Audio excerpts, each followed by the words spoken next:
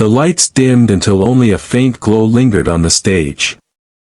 A hush swept over the hall, the kind of silence that feels heavy, almost sacred.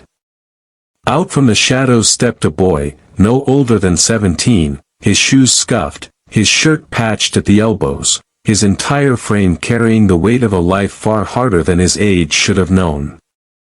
In his hands was a guitar, second-hand, the wood worn smooth from years of practice under streetlights. The crowd murmured, their curiosity tinged with doubt. Some leaned to each other, whispering, "Who is he? Can he even play?" Their eyes caught the faded instrument and the boy's trembling hands, and already, judgment was cast. The host's voice broke the silence. "Please welcome Daniel." A weak applause followed, more out of politeness than belief. Daniel stood frozen for a moment, his breath shallow. He wasn't here for applause. He wasn't here for fame.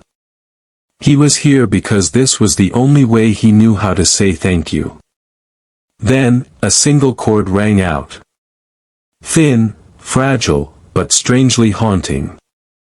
The melody of Hotel California began to pour from the old guitar. The hall stilled instantly.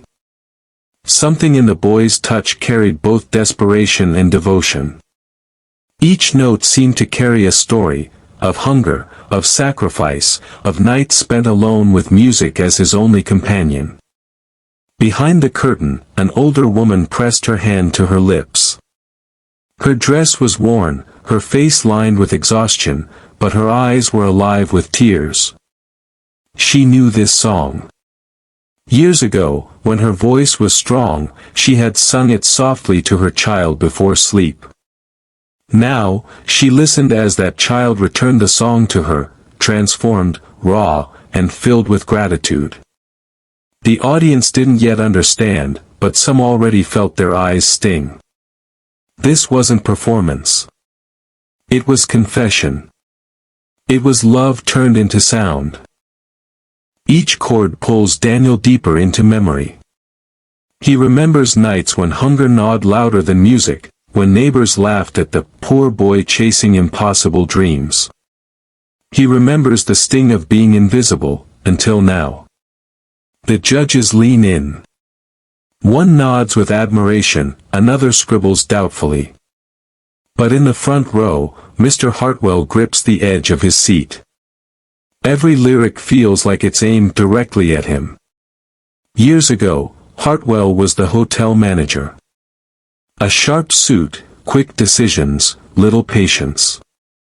He remembers her, Daniel's mother, standing at his desk, pleading for work. He turned her away. "We're full," he said coldly, without looking up. She walked out, clutching her son's hand, dignity shattered.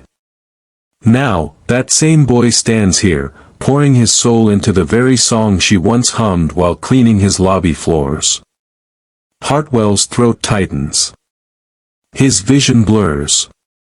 The crowd rises into a standing ovation as Daniel's final note hangs like smoke in the air. Applause crashes like waves. People weep openly. But Daniel's eyes lower. The ovation feels distant, hollow. What good is applause when the one person he wanted to hear him is gone? He bows awkwardly, tears falling faster now. The curtain begins to close, but destiny isn't finished. Because someone in this audience carries a secret. A secret wrapped in guilt, redemption, and something Daniel never expected to receive. Tonight isn't about winning. It's about truth colliding with the past. Backstage, Daniel wipes his face with the sleeve of his shirt. A stagehand pats his back. "Kid, you just shook the whole place." Daniel forces a weak smile, whispering, "She didn't hear it, so none of this matters." Footsteps echo. Slow. Heavy. Mr. Hartwell emerges from the shadows, his expression torn between courage and shame. "Daniel," he begins, voice trembling, "do you remember me?" Daniel turns sharply. The memory strikes like lightning, the hotel lobby, his mother's desperate tone, the man behind the desk who dismissed her. Yes, Daniel replies coldly. You closed the door on us. Hartwell's face collapses. I did.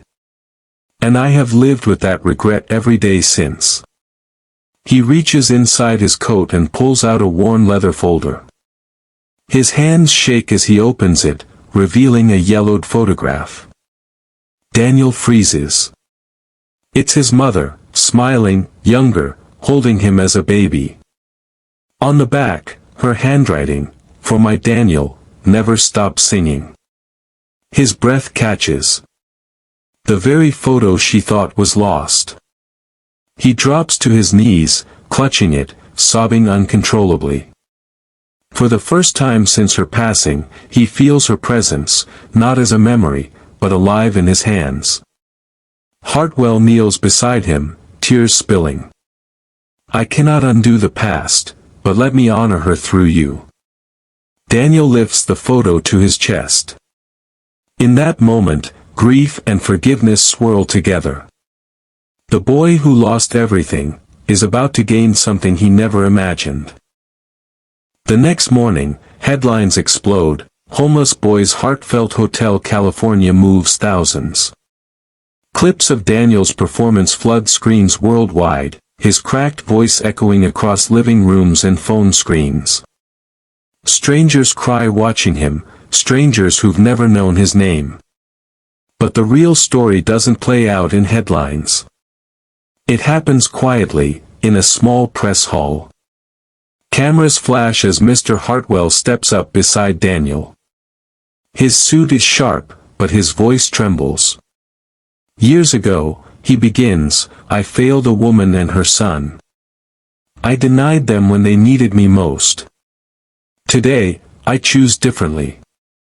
From this day forward, Daniel has a home, a scholarship, and every resource he needs to continue his mother's dream. Gasps ripple. Reporters scribble frantically. Daniel turns to him, unsure whether to trust or retreat. But Hartwell's eyes, once cold, now carry humility. Later that evening, Daniel walks to a quiet cemetery. Kneeling at his mother's grave, he places the returned photograph against the stone. His voice breaks. Mama. I sang for you. And the world listened. Behind him, Hartwell removes his hat, bowing his head in silence. No spotlight, no applause. Just two souls, one seeking forgiveness, the other learning to forgive. Daniel strums his guitar softly. Passers-by pause, drawn by the fragile sound. The song, once his alone, now belongs to anyone who's ever lost, loved, or longed for one more chance. But destiny has one last twist waiting, hidden in a letter sealed with truth. Months later, the hall is packed again, but this time, it isn't for a contest. It's for graduation. Caps and gowns sway. Families cheer. Pride fills the air. Daniel, taller now, dressed in his gown, walks across the stage to claim his diploma. The crowd rises, applause thunderous. But the loudest clap, steady and strong, comes from Mr. Hartwell, smiling like a father reborn. Daniel steps to the podium, voice trembling. I once believed music was just notes. But I've learned its sacrifice, its love carried through generations. My mother gave me her voice. And a stranger, once my enemy, helped me carry it forward. The crowd erupts, tears shining.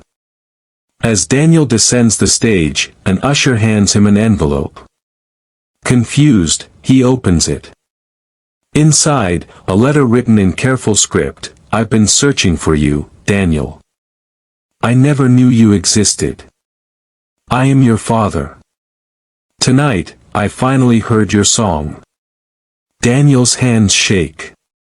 The auditorium gasps. He looks toward the back, where a man, older, unfamiliar, stands with tears streaming, nodding gently. Hartwell steps aside, eyes wide, realizing this isn't the end of his role, but the beginning of a bigger family than he imagined. Daniel clutches both the letter and diploma, overcome. He thought he stood alone in the world. Yet tonight, he stands with a legacy, a mother's sacrifice, a stranger's redemption, and a father's return. The boy who sang from pain now sings from love. And